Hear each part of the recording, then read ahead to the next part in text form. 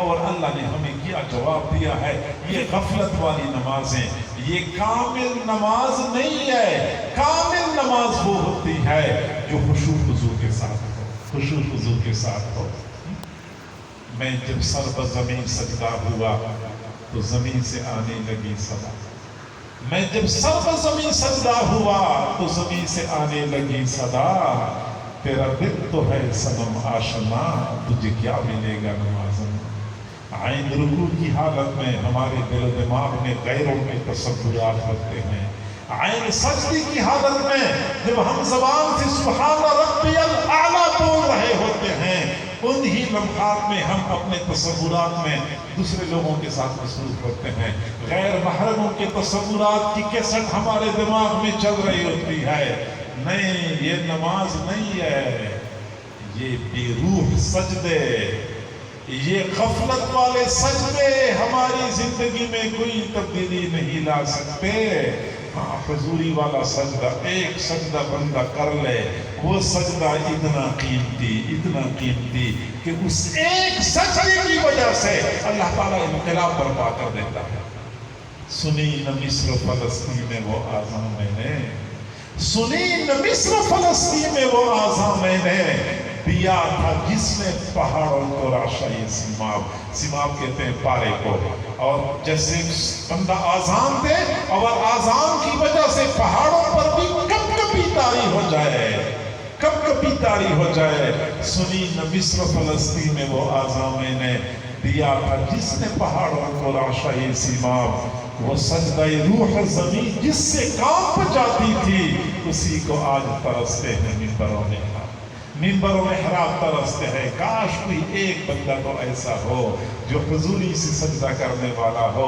پوری مسجد میں ایک بندہ بھی ایسا نہیں ہوتا جو خشوع خضوع والی نماز پڑھتا ہو۔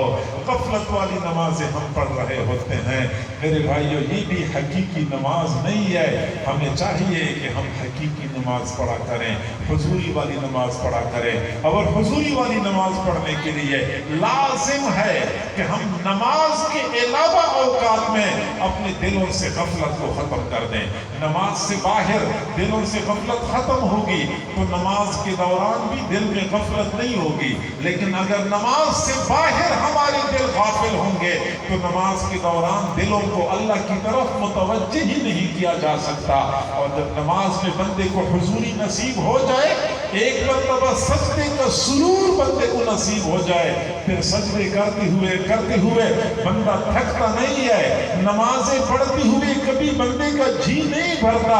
وَإِنَّهَا لَكَبِيرَةٌ إِلَّا عَلَى الْخَاشِعِينَ، یہ نماز بہت بھاری ہے، لیکن جو لوگ خشوع خضوع کرنے والے ہوتے ہیں ان پر بھاری نہیں ہوتی، وہ تھکتے نہیں ہیں، وہ کبھی سیر نہیں ہوتے۔ جو خشوع خضوع کے ساتھ نمازیں پڑھنے والے ہوتے ہیں، حضرت حاجی امداد اللہ مہاجری مکی رحمت اللہ علیہ سے کسی نے عرض کیا، حضرت سنا ہے جنت میں حور و قصور ہوں گے؟ فرمایا جی ہاں، سنا تو میں نے بھی ہے کہ جنت میں حور و قصور ہوں گے۔ حور کہتے ہیں حور کو، قصور کہتے ہیں محلات کو، جنت میں حور و قصور ہوں گے، لیکن میں اگر جنت گیا میں تو کہوں گا اللہ مجھے نہ حور چاہیے نہ قصور چاہیے، مجھے عرش کے نیچے ایک مصلی بچھانے کی جگہ چاہیے، میں مصلی بچھا کے نماز میں مصروف ہو جاؤں۔ ان لوگوں کو نماز میں کیا لطف ملتا ہوگا، کیا لذت ملتی ہوگی کہ جنت کے حور و قصور بھی نماز پر قربان کرنے کے لیے تیار ہوتے ہیں۔ اور نماز کی یہ لذت کب ملتی ہے؟ وَإِنَّهَا لَكَبِيرَةٌ، یہ نماز بہت مشکل ہے، بہت بھاری ہے، إِلَّا عَلَى الْخَاشِعِينَ، جو خشوع خضوع والے ہوتے ہیں ان پر یہ نماز بھاری نہیں ہوتی۔ وہ تو انتظار میں ہوتے کب آذان ہوگی، کب نماز کا وقت آئے گا تاکہ میں اپنے محبوب کے ساتھ مناجات میں مصروف ہو جاؤں۔ کبھی کبھار موبائل فون پہ یہ جو سروس یہ خراب ہو جاتی ہے، واٹس ایپ پہ بات نہیں ہو سکتی، واٹس ایپ پہ بات نہیں ہوتی، نوجوان بیچارے بے قرار ہوتے ہیں، کب یہ سگنل آئیں گے, کب یہ سسٹم ٹھیک ہوگا تاکہ میں فوراً رابطے شروع کر دوں.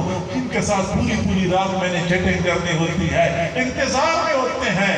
تو جیسے وہ لوگ اپنے محبوبوں کے ساتھ چیٹنگ کے مواقع تلاش کرتے ہیں, انتظار میں ہوتے ہیں, ایسے ہی اللہ سے محبت کرنے والے نماز کے انتظار میں ہوتے ہیں. حضرت عمر رضی اللہ تعالیٰ عنہ حضرت بلال رضی اللہ تعالیٰ عنہ کو فرمایا کرتے تھے کہ یا بلال اذن للصلاة وارحنا, بلال اذان دے دو, اذان دے دو اور ہمیں راحت پہنچا دو, اذان دے دو اور ہمیں راحت پہنچا دو. گویا کہ اذان دینے سے, نماز پڑھنے سے بندے کو راحت اور سکون ملتا ہے. نمازیں پڑھو, غفلت سے چھٹکارا حاصل کرو. غفلت سے چھٹکارا پانے کے لیے اللہ والوں کا دامن تھامنا ہوتا ہے, ذکر اذکار کا اہتمام کرنا ہوتا ہے. نماز سے باہر اگر غفلت ختم ہو گئی, نماز کے اندر بھی غفلت نہیں رہے گی. جب نماز کے اندر غفلت نہیں ہوگی تو پھر سرور و سکون نصیب ہوگا.